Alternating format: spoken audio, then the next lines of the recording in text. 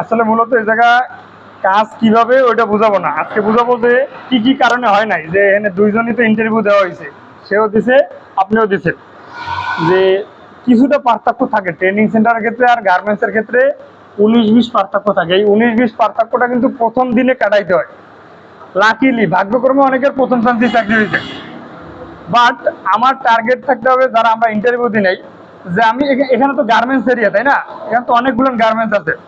আমাদের টার্গেট থাকতে হবে যে আমি প্রথমবার ইন্টারভিউ দিতে যাব শুধু জানার জন্য, শেখার জন্য গার্মেন্টসের ভিতরের মেশিন কেমন, আইএল লোকরা ইন্টারভিউ কেমনে নেয়, পাশের যে অপারেটর আছে ওরা আমার কিভাবে হেল্প করে, এই A to Z জিনিসটা আমার একদিনে ক্যাপচার করতে হবে।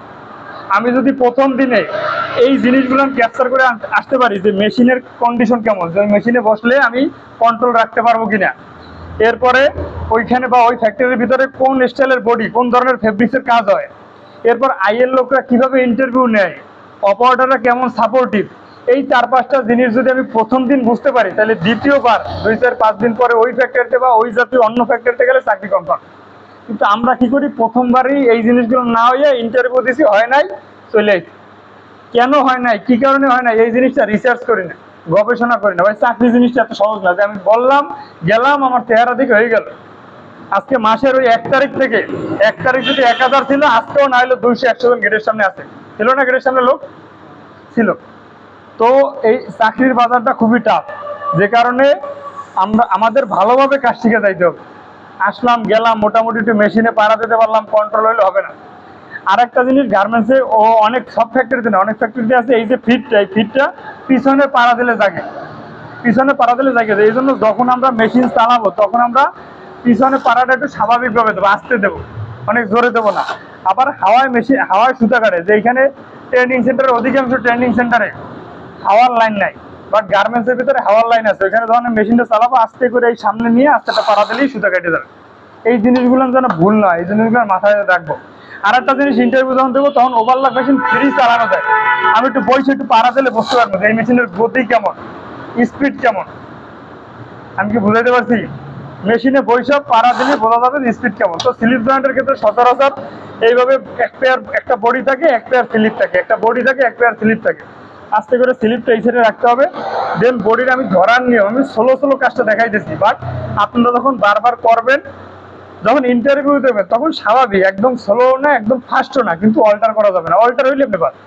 ঠিক আছে? এই যে বডিটা ধরলেন,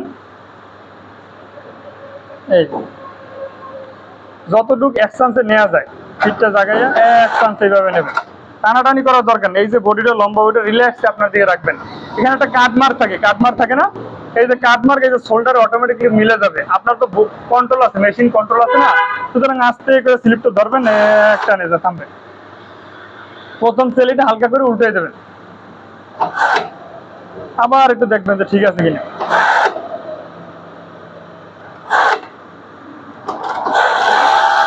এটা এই যে 3 টানে করলাম, 3 টানে করলে আপনার চাকরি হবে, বাট কাটাকাটি বেশি করা যাবে না, বাট লিমিটের ভিতরে রাখতে হবে।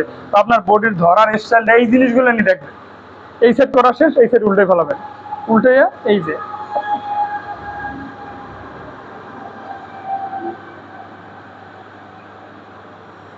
আপনার সময় নেন, সমস্যা নাই, কিন্তু কাপাকাপি করার দরকার নাই। আর স্বাভাবিকভাবে করেন, স্বাভাবিকভাবে রিল্যাক্সে করেন। প্রোডাকশন অটোমেটিকলি হবে। আপনি যখন কোয়ালিটি দিতে পারবেন সুন্দরভাবে, ধরার সিস্টেমটা, তখন আপনারা বুঝবে যে না, এ প্রোডাকশনও দিতে পারবে।